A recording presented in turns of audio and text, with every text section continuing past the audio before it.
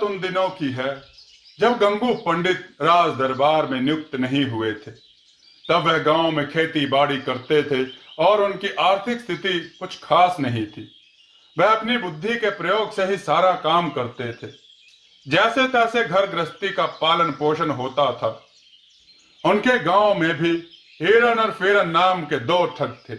वे दोनों अधिक मशहूर तो नहीं थे, पर दांव पड़ने पर वे किसी को भी चूना लगा देते थे। अधिकतर लोग तो उनसे बात करने से भी परहेज रखते थे, पर कई बार कोई ना कोई फंस ही जाता था। एक बार गंगू पंडित को कुछ पैसे की आवश्यकता हुई तो वह घर से धान लेकर बाजार गए। धान बेचकर उन्हें 120 रुपए मिले। उन्हें 100 रुपए की आवश्यकता थी तो 20 रुपए उन्होंने खर्च कर लेने का विचार किया। सब जानते हैं कि गंगू पंडित मिठाई के कितने शौकीन थे। जब वह मिठाई खाते तो भरपेट खाते थे। आज भी उन्होंने इसी विचार से 3 सेर मिठाई तौल कर ले ली। अभी वह मुड़े ही थे कि सामने हिरन फिरन खड़े थे। प्रणाम पंडित जी, दोनों ने कहा। आज तो पैसों का सहारा लगता है तो सही, धान बेचकर आया हूं। अच्छा, गांव चल रहे हैं? हम बैलगाड़ी से आए हैं, आप भी बैठकर चल पड़े, रास्ते में बातें करते चलेंगे और मिठाई भी खा लेंगे। मिठाई तो मिठाई तो खा लेना, पर यह तो बताओ कि तुम दोनों बैलगाड़ी लेकर बाजार में क्यों आए थे? गंगू पंडित ने पूछा। अब आपसे क्या छुपाना पंडित जी, हिरन ने कहा। रात भर खेतों से धान की बालें बीन बीन कर 2 महीनों में 2 बोरी धान इकट्ठा किए थे। आज उन्हें बेचकर आ रहे हैं। अच्छा, चलो तो अब चलते हैं। तीनों जने बैलगाड़ी में बैठ गए। गंगू पंडित खुले दिल के आदमी थे। मिठाई खोल कर रख दी तो हिरन फिरन जुट गए। गंगू पंडित ने भी अपना सारा अनुभव झोंक दिया कि ज्यादा से ज्यादा मिठाई खा सके। मिठाई खत्म हुई तो बैलगाड़ी चल पड़ी। पंडित जी बोले, आप तो बहुत बुद्धिमान हैं, कोई ऐसा काम बताएं जिससे हम दोनों भी चैन। पंडित जी, आप तो बहुत बुद्धिमान हैं, कोई ऐसा काम बताइए जिससे हम दोनों भी चैन से गुजर कर सके। भाई, परिश्रम से कमाया धन ही अधिक चैन देता है। अब परिश्रम तो हमसे कहाँ होता है पंडित जी, हम ठहरे उठाए गिरे। तो फिर भैया चैन की बात क्यों करते हो? जैसी कट रही है कटने दो। पंडित जी, मुझे तो एक बात सूझ रही है, फिरन बोला। तुम भी कहो।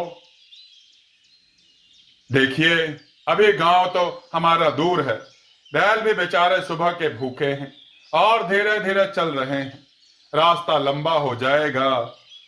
अब इस तरह तो समय कटेगा नहीं, क्यों ना हम समय बिताने के लिए कुछ गप हाँक लें।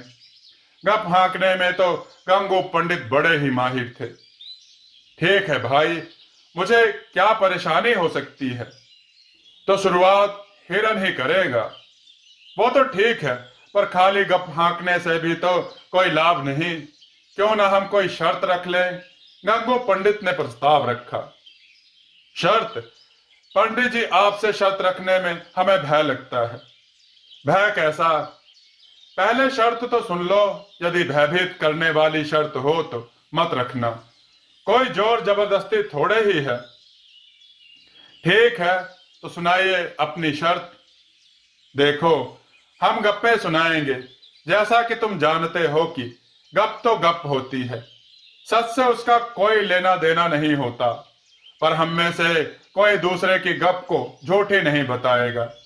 जो ऐसा करेगा उसे 100 रुपए हर्जाना देना होगा। दोनों ने विचार किया कि इस शर्त में तो कोई हानि नहीं है, उन्हें क्या जरूरत है पंडित जी की गप को झूठी बताने की। ठीक है पंडित जी, हमें मंजूर है। तो फिर शुरू करो फिरन। फिरन ने कुछ देर सोचा और अपनी गप तैयार कर ली। सुनो जी, बात उन दिनों की है जब मेरे परदादा होते थे। कहते हैं कि मेरे परदादा के पास इतनी बड़ी चारपाई थी कि उस पर सारा गांव चैन से सो सकता था। गांव में जितनी भी बारातें आती थी मेरे दादा की अकेली चारपाई पर ही सो जाती थी। भाई, गंगू पंडित ने कहा, यह तो मैंने भी सुना था।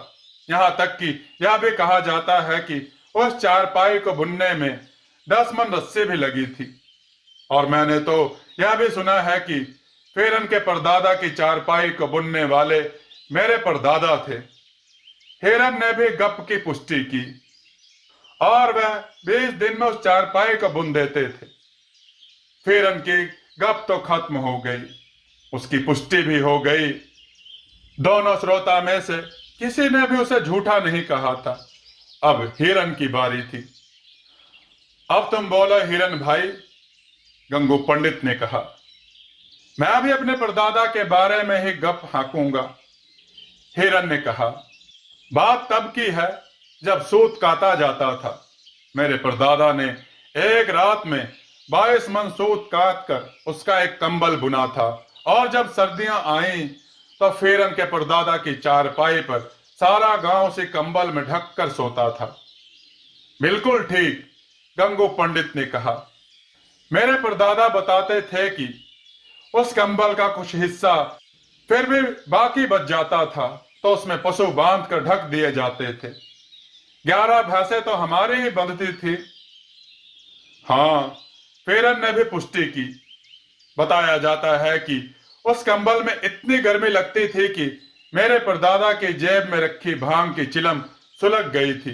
बड़ी मुश्किल से जान बची सबकी। हिरन की भी गप पुष्टि के साथ समाप्त हुई। अब आपकी बारी है पंडित जी।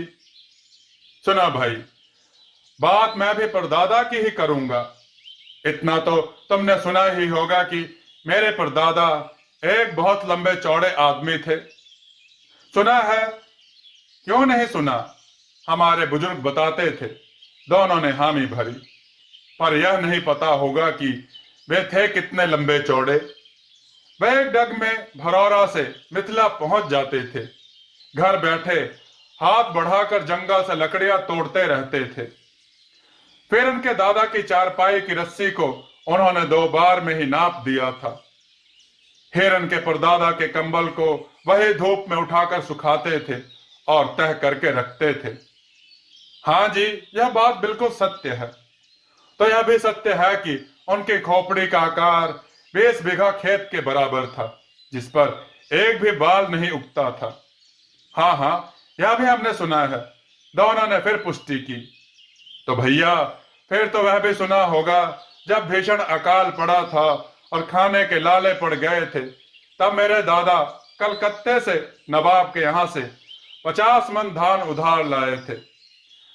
अपने सिर पर रख कर तब वह धान गांव के लोगों में इस शर्त पर बांटा गया कि सब लोग समय पर नवाब का धान चुकाएंगे। बताओ, यही बात थी ना? गंगू पंडित ने पूछा। बिल्कुल सही, यही तय हुआ था। सबके घर नवाब का धान गया। 2-2 मन धान सबने लिया। तुम्हारे परदादा ने तो कंबल पर सुखाया था, बताया होगा तुम्हें। बताया था, आज तक याद है। और तेरे परदादा ने चारपाई के नीचे आधी धूप आधी छांव में सुखाया था। हाँ भाई, दादाजी ने बताया था। बहुत कठिन थे वह दिन। सारे गांव में समय पर वर्षा होने पर फसल काटी और नवाब के धान वापस कर दिए गए। पर तुम्हारे दोनों के परदादा उसी साल स्वर्ग सिधार गए। तब से वह धान किसी ने लौटाया ही नहीं। मेरे दादा ने अपनी फसल में से वह कर्ज चुकाया। आज तक तुम्हारी 3 पीढ़ियों में किसी माई के लाल का कलेजा ना हुआ कि वह कर्जा चुका दे। और यही कारण है कि तुम लोग दाने दाने को मोहताज हो। अभी भी समय है, कर्जा चुका दो। शायद तुम दोनों के दिन बदल जाए। गंगू पंडित ने चेतावनी दी। दोनों हक्का बक्का रह गए। गंगू पंडित ने उनकी 3 पीढ़ियों को आरोप लगा दिया था। यह सब झूठ है, दोनों ने प्रतिवाद किया। ऐसा कुछ भी नहीं था।